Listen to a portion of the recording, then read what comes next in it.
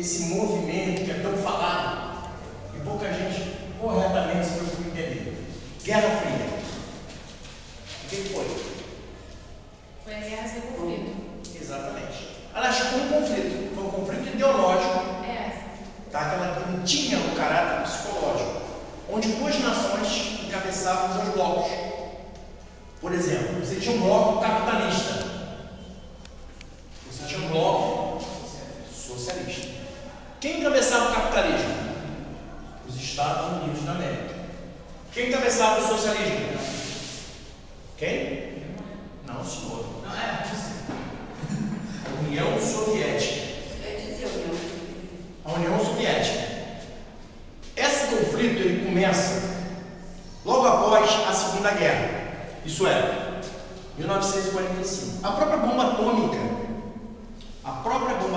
que estoura duas cidades no Japão em 45, ela foi uma demonstração de força dos Estados Unidos para com a União Soviética. A União Soviética quase não era conhecida, assim, não se conhecia profundamente a União Soviética. Sabia-se que existia a União Soviética, sabia-se a ideia do socialismo. O que é o socialismo? Nós estudamos isso. O que é o socialismo? De onde vem essa ideia? Daquele cartãozinho. Não. Ele vem de um cara chamado Karl Marx. Um filósofo alemão que teve a ideia, escreveu sobre o socialismo, o seu livro O Capital. Nesse livro ele condena a propriedade privada, que já assustou os Estados Unidos. Nesse livro ele fala que nenhum salário é digno, uma vez que o salário, a diferença entre o que o trabalhador merece e o que o trabalhador recebe, chamado mais-valia, ele usa como horas trabalhadas, essa diferença é o lucro do patrão. Então ele define duas classes sociais, que é a classe dominante e a dominada. O que é a classe dominante? É a classe que detém os meios de produção. O que é a classe dominada? É o proletariado que vende a sua mão de obra para a classe dominante. Essa ideia de Marx é fazer uma revolução em todo o mundo. Não adianta ter uma revolução só em um país, só numa região. Ela tem que ser em todo o mundo. Isso assusta o norte-americano. Os Estados Unidos é a terra da oportunidade, é a terra onde você começa com capital, tem que ser um negócio próprio. O sonho americano, o ideal de liberdade americana é você ter seu próprio negócio. É um pouco diferente do nosso.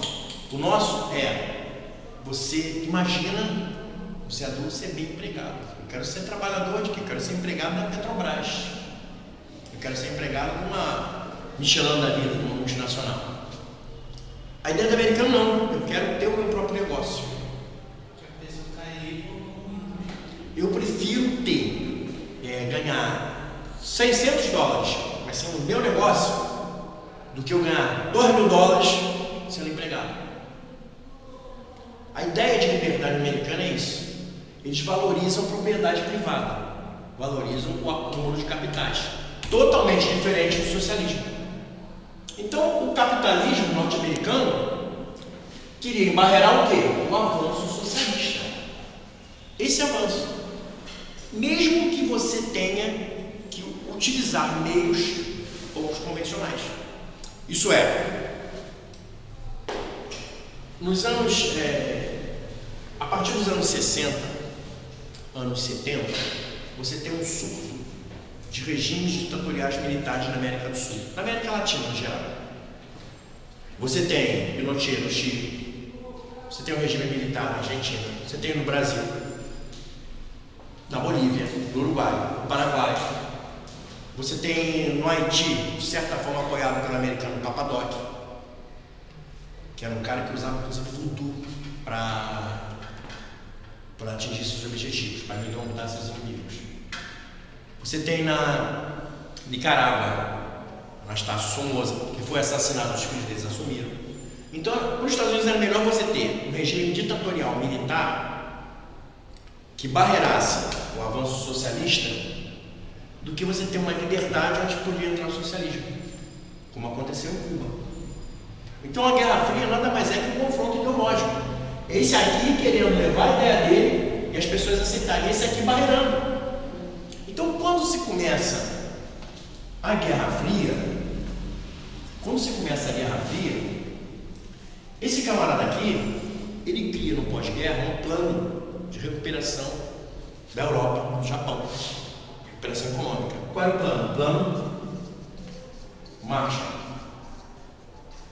Esse plano consistia em você auxiliar as potências que estavam com as terras ruins, devido à Segunda Guerra, e você auxiliando elas, você também garantia o capitalismo lá dentro.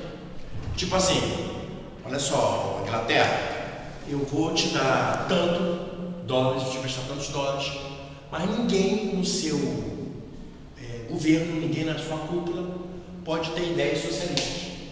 Então, aos poucos, eles iam expurgando quem era socialista que estava nos governos, nas cúpulas. Em contrapartida, a União Soviética separou o cortina de ferro. Esse pessoal que está aqui perto de mim é socialista. Então, esse bloco ele ficou, por exemplo, Polônia, a partir dos anos 60 com Mao Tse-tung, China, a Coreia, Vietnã do Norte, depois da Revolução Cubana, em 59, que Fidel Castro entra em guerra contra o ditador de Cuba, chamado Fulgêncio Batista, você entra em Cuba. E isso aqui, Cuba, foi o clímax da Guerra Fria.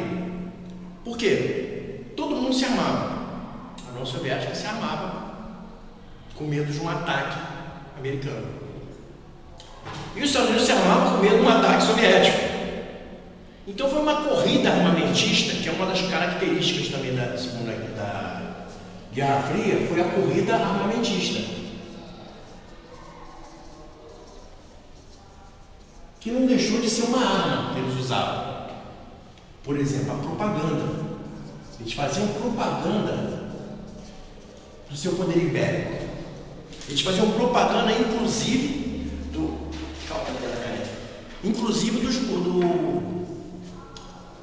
uma propaganda negativa dos inimigos, poder chamar de inimigos.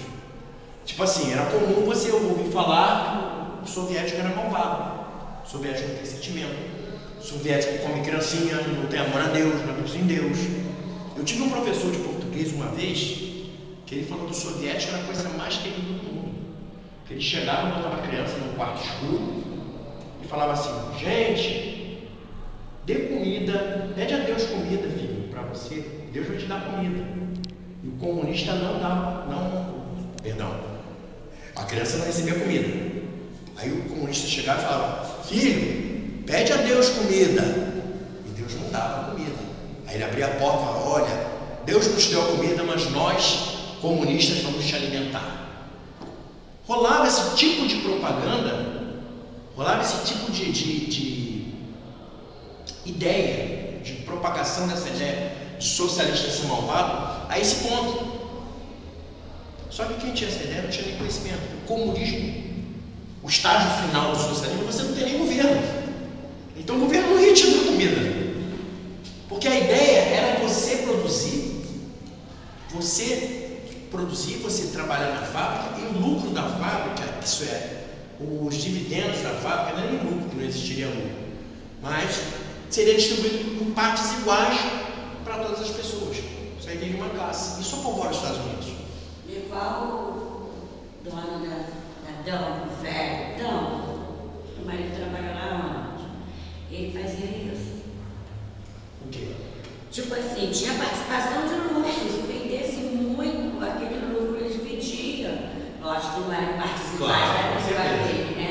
Mas ele fazia o velho, era bom nisso. Não, isso aí já é uma ideia, é interessantíssimo isso. Isso aí já é uma ideia de quê? Uma ideia capitalista, onde ele começa a reduzir o seu lucro e começa a mostrar que você vendendo, você vai ter um percentual. Então fazia com que você produzisse mais. Mas mesmo ele distribuindo esse lucro, na ideia de Marx, não seria justo. Porque todo... Tinha que ser parte. Exatamente. E nessa Guerra Fria, você teve as armas, a principal arma, a propaganda. E também uma coisa chamada espionagem. Você lembra na aula passada que eu falei sobre a história do 007? O 007 foi criado por um cara inglês. O inglês é capitalista demais. O cara era realmente um agente secreto da Inglaterra, Ian Fleming, e ele criou esse personagem, e esse personagem lutava sempre contra os malvados soviéticos. Em todo o filme apareciam os malvados soviéticos. Só os soviéticos. Só os soviéticos. Quando a União Soviética acaba, nos anos 90, o que acontece? Acaba a Guerra Fria. O 007 começa a lutar contra os outros inimigos. Você pode perceber que os inimigos dele já não são mais os soviéticos.